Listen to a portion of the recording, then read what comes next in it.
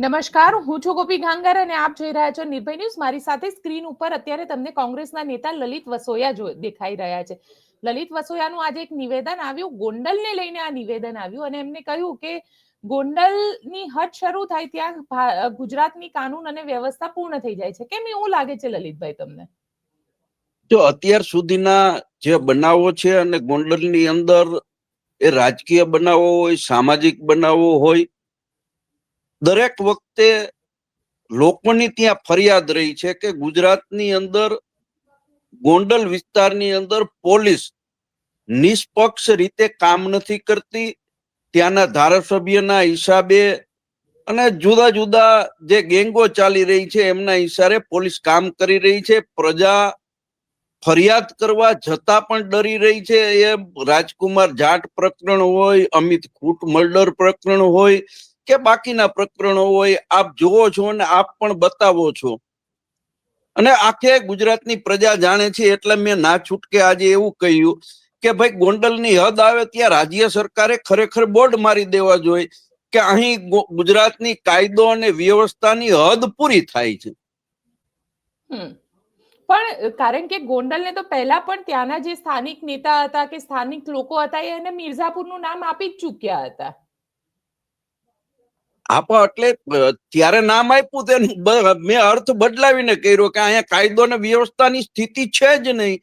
ન્યાના જે લોકો કે ભારતીય જનતા પાર્ટીના આગેવાનો કે એ જ કાયદો, એ જ વ્યવસ્થા અને એ વ્યવસ્થા પ્રજાએ સ્વીકારવી ત્યાંની અત્યારની સ્થિતિમાં સાવ ફરજિયાત છે.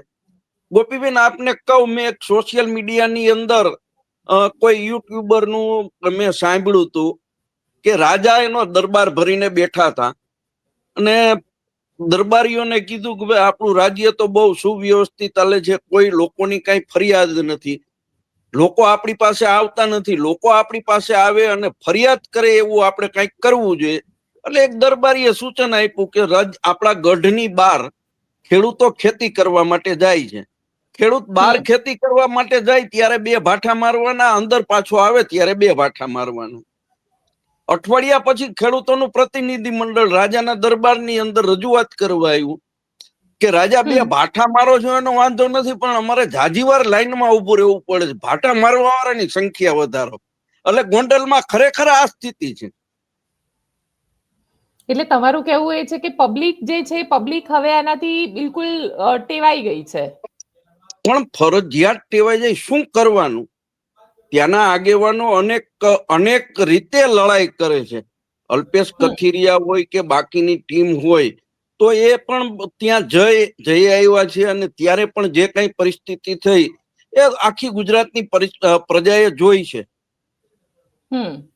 પણ લલિતભાઈ, અહીંયા સવાલ એ આવે છે, તમે કહી રહ્યા છો કે ગોંડલ જે છે કારણ કે ટેકાના ભાવે ખરીદી અત્યારે ત્યાં આગળ બંધ કરી દેવામાં આવી. 4 એવી જેને કહી શકાય કે મંડળીઓ છે, જે મંડળીઓએ પણ બંધ કરી દીધી ખરીદારી. શું આ સરકારને જાણકારી હશે કે પછી સરકારને જાણકારી વગર જ આ બધું કરવામાં આવે છે? જો ગોપીબેન, ટેકાના ભાવે મગફળી ખરીદીમાં પેલા તો જે કેન્દ્રો આખા ગુજરાતની અંદર, અને આની પેલા પણ મેં કહ્યું છે અને ફરીથી પાછી વાત દોહરાવું છું, એક પણ એવું સેન્ટર ભારતીય જનતા પાર્ટીના આગેવાનો કે કૃષિ મંત્રી કહે કે આ સેન્ટર એ ભાજપના કાર્યકર્તાઓની સહકારી મંડળીને આપવામાં નથી આવી. એક પણ સેન્ટર કોઈ જગ્યાએ બીજી સહકારી મંડળી અનેક છે, કોંગ્રેસના આગળ છે, આમ આદમી પાર્ટીના લોકો પાસે પણ હશે, પણ દરેક જગ્યાએ ભારતીય જનતા પાર્ટીના કમિટેડ આગેવાનોની સહકારી મંડળીને ખરીદી કેન્દ્ર આપવામાં આવ્યું છે. આપે જે પ્રશ્ન કર્યો કે દરરોજ એક કેન્દ્ર ઉપર 100 થી 150 ખેડૂતોને મેસેજ આપવામાં આવે છે, એ મેસેજ સેન્ટરમાંથી આપવામાં આવે છે. મંડળીના કર્મચારીઓ એ મેસેજ નથી કરવાના. જે પ્રમાણે નોંધણી થઈ છે એ પ્રમાણે ઉપરથી જ ખેડૂતોને સીધા મેસેજ આપવામાં આવે છે. એનો મતલબ સીધો હું એવો ગણું છું કે આ જે વાત છે મેસેજ કરવાની, એ ગવર્મેન્ટની અંડરમાં છે કે જેથી કઈ આગળ પાછળ વારા લેવામાં ગેરરીતિ ન થાય. પરંતુ ગોંડલના કેન્દ્રો, જેમ જિગીસાબેને પ્રશ્ન ઉઠાવ્યો અને મંડળીના સંચાલકોએ કેન્દ્ર બંધ રાખ્યા, ખેડૂતોને આ મેસેજ ન આવ્યા, એનો મતલબ એ થાય કે સરકારને પણ આ કેન્દ્રો બંધ રાખવા અંગેની જાણ હતી. અચ્છા, તો પછી કારણ કે જે રીતે જિગીશા પટેલ ત્યાં આગળ અત્યારે મેદાનમાં ઉતરેલા છે અને જિગીશા પટેલ જે રીતે આખી વાતને કરી રહ્યા છે, કારણ કે ત્યાં ગઈકાલે જે ખેડૂતની એવી કમ્પ્લેન હતી કે અમને મારવામાં આવ્યા, રાજકુમાર જાટ જેવા તારા હાલત કરી દઈશું, આ પ્રકારના નિવેદનો આપવામાં આવ્યા છે ત્યાં આગળ. જો એ પ્રકરણમાં કાંઈક તો છે જ ગોપીબેન.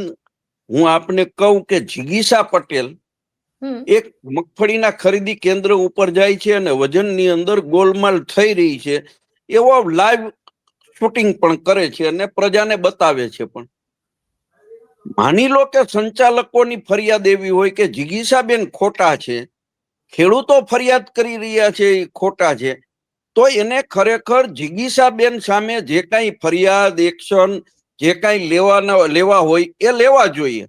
હું એમ નથી કહેતો કે જિગીશાબેન આ પ્રકરણમાં સાચા છે, પણ જિગીશાબેને લાઈવ બતાવ્યું છે. તો સંચાલકોને જો જિગીશાબેન સામે વાંધો હોય તો જિગીશાબેન સામે એક્શન લેવા જોઈએ કે એની સામે પોલીસ ફરિયાદ કરવી જોઈએ.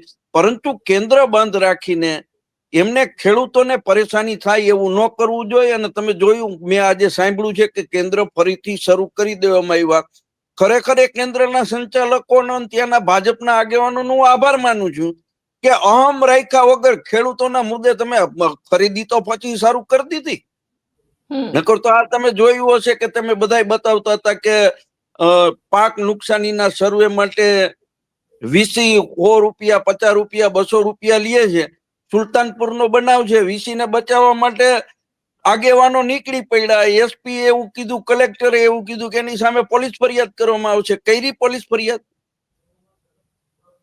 તો કાયદો અને વ્યવસ્થાની સ્થિતિ ક્યાં રહી? કલેક્ટર આ જિલ્લાનો રાજા, જિલ્લાનો વહીવટ કરતા ઈ એમ કે પોલીસ ફરિયાદ કરવામાં આવશે, મીડિયા સામે કહે છે અને પોલીસ ફરિયાદ ન થાય. આ ભારતીય જનતા પાર્ટીના લોકોની, ત્યાં ગુંડાઓની આ તાકાત છે, એ જ બતાવે છે. પણ ત્યાં આગળ ખેડૂતને પણ જે રીતે મારવામાં આવ્યો છે વેપારીઓ દ્વારા અને ધમકી આપવામાં આવી, એને હોસ્પિટલાઇઝ કરવામાં આવ્યો, અને જિગીશા પટેલ તો એવો પણ દાવો કરી રહ્યા છે કે પોલીસ એફઆઈઆર બી નથી લેતી. આરોપીઓના નામ કીધા તો કે એફઆઈઆર નથી લઈ રહ્યા પોલીસ વાળા. નહીં લે પોલીસ ફરિયાદ. હું તમને કહું, અમારા કોંગ્રેસ પાર્ટીના પ્રમુખ આશીષ કુંજળિયા, એને મારવામાં આવે છે, ઢોરમાર મારવામાં આવે છે. બંને પગની અંદર અને બંને હાથની અંદર 11 થી વધારે ફ્રેક્ચર કરી દેવામાં આવે છે. હું ખુદ એસપી ને, ગોંડલ પોલીસ સ્ટેશને, ત્યાંના આગેવાનોને લઈને ફરિયાદ કરવા જાઉં છું. જાણજો ફરિયાદ લેવામાં આવે છે, પેલા જવાબ લઈને પછી ફરિયાદ નોંધી, બહુ લાંબી પ્રક્રિયાઓ ચાલે છે. ના છૂટકે અમારે આઈજી પાસે જઈ અને ફરિયાદ લેવી પડી. પરંતુ એમાંય ક્યાંક ક્યાંક અમુક કલમો પોલીસે, સીસીટીવી ફૂટેજ છે, તો પોલીસે અમુક કલમો હટાવવા માટે કઈ સી સમરી જેવું કે કઈ ભરી અને કોર્ટમાં રજૂ કર્યું છે. એની સામે પણ અમે હાઈકોર્ટમાં ગયા છીએ. એટલે ક્યાંક બરાબર નથી ચાલતું. આ બહુ સ્પષ્ટ વાત છે. તમે કહી રહ્યા છો કે ગોંડલમાં બધું બરાબર નથી ચાલી રહ્યું, તો પછી સ્થિતિ ત્યાં આગળ, કારણ કે ક્યાંક ને ક્યાંક હમણાં થોડા ટાઈમ પહેલા હર્ષભાઈ પણ ત્યાં ગયા હતા, ડેપ્યુટી સીએમ બન્યા પછી તેઓ ત્યાં ગયા, ખોડલધામ ગયા, ગોંડલ ત્યાં મહાદેવજીનું મંદિર છે ત્યાં પણ ગયા હતા. એટલે તમને નથી લાગી રહ્યું કે ભાજપના નેતાઓ છે તો કદાચ કોઈ બોલી નથી રહ્યું? ભાજપના નેતાઓ બોલવા અસક્ષમ છે. એ હર્ષભાઈ સંઘવી હોય, અને હું તો કહું છું કે હર્ષભાઈ સંઘવી અને ગુજરાતની સરકારની મીઠી નજર ન હોય તો આ શક્ય બને? આ ગુજરાતમાં કેશુભાઈ મુખ્યમંત્રી હતા, પોરબંદરમાં આનાથી 10 ગણી દાદાગીરી હતી, તો એને દબાવી દીધી. આખા ગુજરાતની અંદર કેશુભાઈ પટેલની ઈચ્છા શક્તિ હતી તો ક્યાં આવું ચાલતું નહોતું. કાંતિ અમૃતિયા ભાજપના ચાલુ ધારાસભ્ય તરીકે જેલની અંદર રહ્યા છે, એની ઉપર ગુનો નોંધાણો છે. આ જયરાજસિંહ જાડેજા ઉપર પણ ગુનો નોંધાણો હતો. એ ત્યારની સરકાર હતી, ત્યારની વાત જુદી હતી. અત્યારની સરકાર છે, દેખાડવાના અને ચાવવાના ગોપીબેન જુદા છે. એને તો એક સીટ થી મતલબ છે કે મારી સીટ કોણ જીતીને લઈ આવે, કોણ વિધાનસભાની અંદર આંગળી ઊંચી કરે. કારણ કે ડ્રગ્સ અને દારૂનો મુદ્દો પણ ચાલી રહ્યો છે, એટલે તમને શું લાગે સૌરાષ્ટ્ર, કારણ કે તમે તો આખા સૌરાષ્ટ્રમાં ફરો છો, સૌરાષ્ટ્રની શું સ્થિતિ છે આ બાબતે? ગોપીબેન, સૌરાષ્ટ્ર જ નહીં, આખા ગુજરાતની અંદર, ગુજરાતના 18,000 ગામડાઓની અંદર કદાચ ક્યાંય રેડ 1, 2, 5 ગામ બાકી હશે, દરેક ગામની અંદર દેશી દારૂ, ઇંગ્લિશ દારૂ છૂટથી મળે છે. મને ડ્રગ્સની બધી નથી ખબર, પણ ગોપીબેન કોઈ પત્રકારને તમે મારી સાથે મોકલો, અફીણ દરેક ગામની અંદર મળે છે. લગ્ન પ્રસંગે અમે રાજકીય માણસો અમુક સમાજના લગ્નોમાં જાય છીએ તો અંજલિ ભરીને અફીણ આપે જ છે. ગાંજો દરેક, તમે આશ્રમની અંદર જાઓ, તમે જુનાગઢ ભવનાથની અંદર જાઓ, ક્યાંય સાધુ સંતો પાસે જાઓ તો છૂટથી ગાંજો પીતા હોય છે. અને ગાંજો બજારની અંદર મળે છે, અને એ આજકાલનો નથી મળતો. અફીણ, ગાંજો અને ચરસની ગોળી. ગોપીબેન, હું આપને કહું કે મેં 1985 ની અંદર આ અફીણ, ગાંજા અને ચરસની ગોળી સામે રેલી કાઢીને, વિદ્યાર્થી આગેવાન હતો, રેલી કાઢીને મેં મામલતદારશ્રીને આવેદન પત્ર આપવા ગયો છું.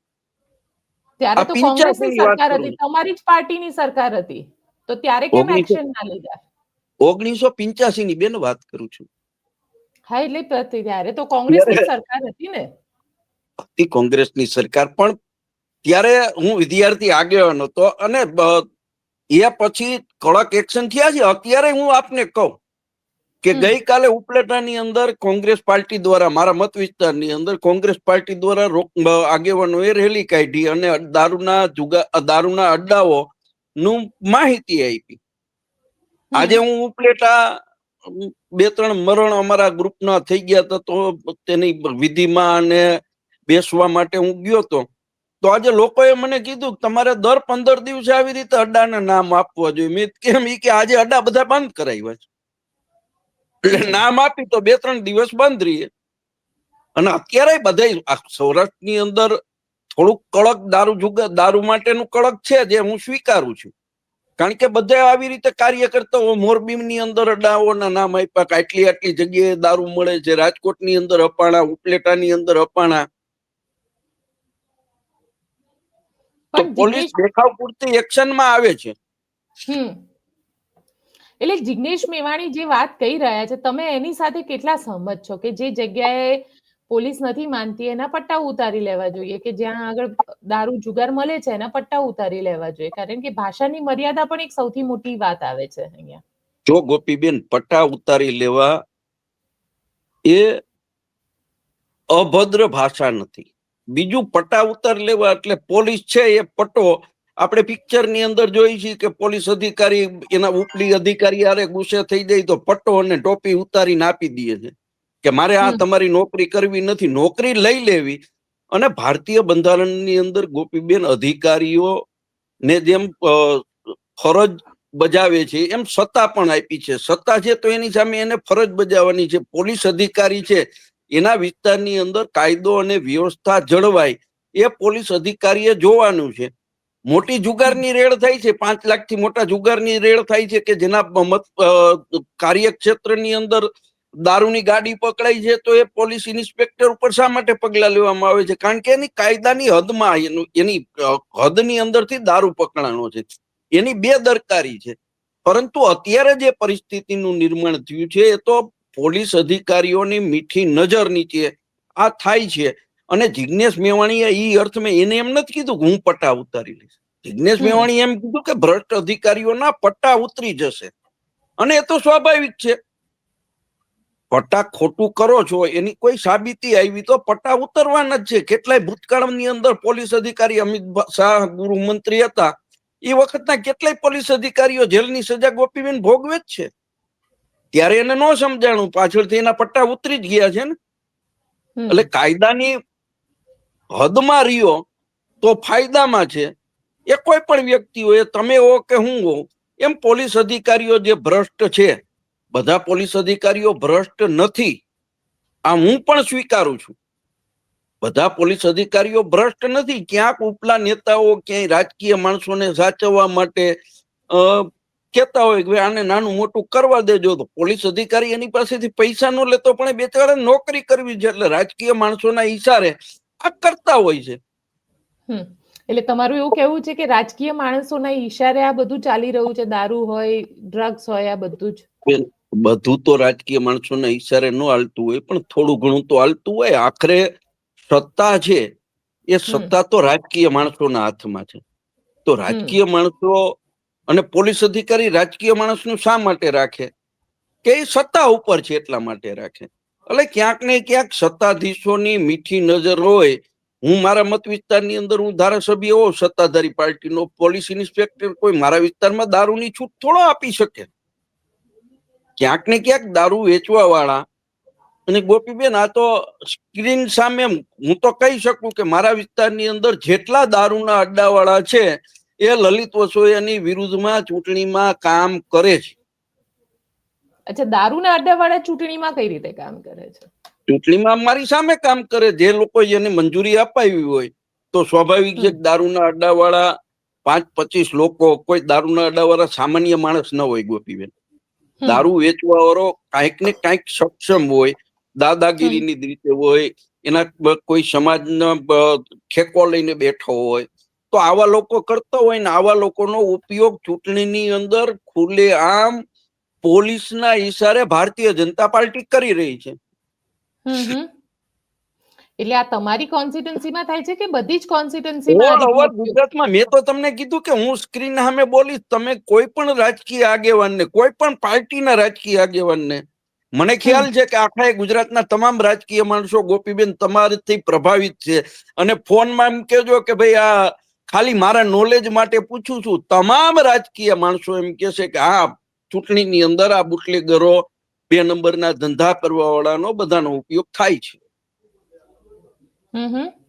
એટલે ક્યાંક ફંડ થી લઈને પાવર સુધી જો ફંડ મોટા બુટલેગરો હોય કે જે ડાયરેક્ટ માલ મગાવતા હોય એ ફંડ આપી શકે. નાના માણસો છે તો એ કઈ ફંડ ન આપી શકે. અને દેશી દારૂ વાળો છે તો એ બીટ જમાદાર ને કે વધીને પીએસઆઈ ને પીઆઈ ને એ બિચારો શું ફંડ આપી શકે?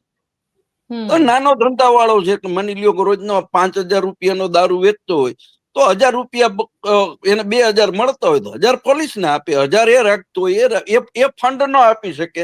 પણ જે મોટા બુટલેગરો છે એ ફંડ પણ આપતા હોય છે. અચ્છા, તો તમને લોકોને આ બધી વસ્તુ ખબર છે, તો હવે છે કેમ તમે લોકો જાગ્યા? કોંગ્રેસ પણ, મને એ સવાલ થઈ રહી છે કે કોંગ્રેસ પણ આટલા વર્ષે જાગી? કોંગ્રેસે વિધાનસભાની અંદર 2017 થી 2022 હું ધારાસભ્ય હતો એ દરમિયાન જુદી જુદા ધારાસભ્યો શ્રીએ એના વિસ્તારની અંદર દારૂ, જુગારની બદી, ડ્રગ્સ, તમે પોર્ટ ઉપરથી ડ્રગ્સ પકડાય ત્યારે, ડ્રગ્સ બનાવવાની ફેક્ટરીઓ પકડાય ત્યારે અવારનવાર, હું માનું છું કે 5 વર્ષની અંદર વિધાનસભાની અંદર ઓછામાં ઓછો 50 વખત આ દારૂ, ડ્રગ્સના મુદ્દાઓ ઉપર ચર્ચા થઈ છે. આ વિવાદ વૈકરો એટલા માટે કે જિગ્નેશ મેવાણી બોયલા, દરેક મીડિયાએ બતાવ્યું. જોર હર્ષ સંઘવીએ પોલીસ કર્મચારીઓને, નાના પોલીસ કર્મચારીઓને દબાવી અને એની રેલી જિગ્નેશ મેવાણીની વિરુદ્ધમાં ન કાઢી હોત તો આ પ્રશ્ન એટલો હાઈલાઇટ ન થાત. 2 દિવસમાં આ પ્રશ્ન પૂરો થઈ જાત. આ તો સામે સામા એક્શનમાં આવ્યા, એને કારણે આજે ગુજરાતની અંદર વિવાદ વૈકરો છે. દારૂ અને ડ્રગ્સના મામલે વિરોધ પક્ષ, એ કોઈ પણ વિરોધ પક્ષ હોય કે રાજકીય આગેવાનો હોય, એ બોલે જ છે. બોલે તો એના વિસ્તાર પૂરતી પોલીસ 2-3 દિવસ એક્શનમાં આવે પાછા શાંત થઈ જાય છે. એક સવાલ તમને એ બી પૂછી લો, કારણ કે મુદ્દો ગોંડલ થી શરૂ થયો, તો ગોંડલ થી જ આપણે પૂરો કરીએ. ગોંડલમાં પણ આવું જ બધું ચાલે છે? આખા ગુજરાતમાં હાલે તો ગોંડલમાં તો સરતા જ હોય ને, ત્યાં તો વધારે ચાલે. ખરેખર તમારે તો એ કરવાની જરૂર છે. દરેક તમારા મારફતે દરેક મીડિયા ચેનલોને કહું છું કે રાજકોટ જિલ્લાની અંદર જે દારૂ પકડાણો એમાં 80% દારૂની રેડ એસએમસીએ જે પાડી, નિલદીપ રોયે, એમાં સૌથી વધુમાં વધુ દારૂ ક્યાં પકડાણો? રાજકોટ એસપી ને પૂછવું જોઈએ તો રાજકોટ એસપી એમ કે છે કે ગોંડલની હદમાં પકડાણો. અને એનું કારણ આનાથી તો મોટું કારણ કયું હોય? અહીંયા હદ પૂરી થાય છે. આ નિર્લીપ્રો એક કોઈ માથાનો માણસ છે તો એ આવીને રેડ કરે છે. તમને શું લાગે છે બધા અધિકારીઓ જો ખરેખર પોતાની જે ભૂમિકા છે એ સારી રીતે અદા કરે, એમનું કામ જે કરવાનું છે એ કામ તટસ્થ રીતે કરે, તો ગુજરાતની અંદર ક્રાઇમને રોકી શકાય, દારૂ ડ્રગ્સ જેવી વસ્તુને રોકી શકાય? નિધિબેન, ભાઈ ગોપીબેન, અત્યારે 4:28 થઈ છે. દરેક પોલીસ અધિકારી એવું નક્કી કરે કે ગુજરાતની અંદર દારૂ ડ્રગ્સ ન મળવો જોઈએ, એટલે 6 વાગે ગુજરાતની અંદર ગમે તેવો દારૂડિયો માણસ હોય, ગુજરાત પોલીસ તાકાતવાળી પોલીસ છે ને, એને બધી ખબર છે કેને દબાવવાથી ક્યાં શું થાય. 6 વાગે ગુજરાતની અંદર એક દારૂની બોટલ આ પોલીસ ગુજરાતની ના મળવા દે, એટલી તાકાતવાળી પોલીસ છે. એને નીતિ બનાવવી પડે કે મારે દારૂ બંધ, મારા વિસ્તારની અંદર દારૂ નહીં. મારો ધોરાજીના પીઆઈ કે ઉપલેટાના પીઆઈ ફરમાન કરી દે કે હાંજે દારૂ ક્યાંય મળ્યો તો પોલીસ કોન્સ્ટેબલ સામે પગલા લેવામાં આવશે. એક જગ્યાએ દારૂ ના મળે. દારૂડિયા તરફડીને મરી જાય, બાકી દારૂ ના મળે. પોલીસે પણ મન બનાવી લેવું પડે. ચલો આશા રાખીએ કે પોલીસ હવે એક્શનમાં આવે, કારણ કે જે રીતે આખી સ્થિતિ હવે સર્જાઈ છે. લલિતભાઈ, આપ અમારી સાથે જોડાયા તેના માટે આપનો ખૂબ ખૂબ આભાર. આભાર બેન.